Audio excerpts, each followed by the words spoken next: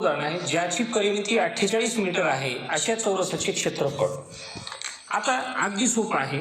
चौरसाची परिमिती बरोबर 4 गुणिले बाजू, म्हणजे 4 गुणिले बाजू किती आहे 48.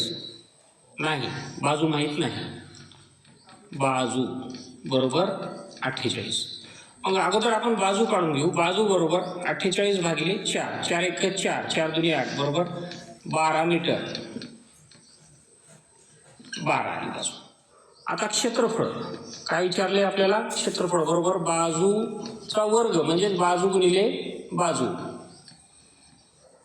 बरोबर 12 गुणिले 12 म्हणजे 12 12 144 मीटर वर्ग. 12चा वर्ग 144. पर्याय क्रमांक बी येतो. इतकं सोपं आहे.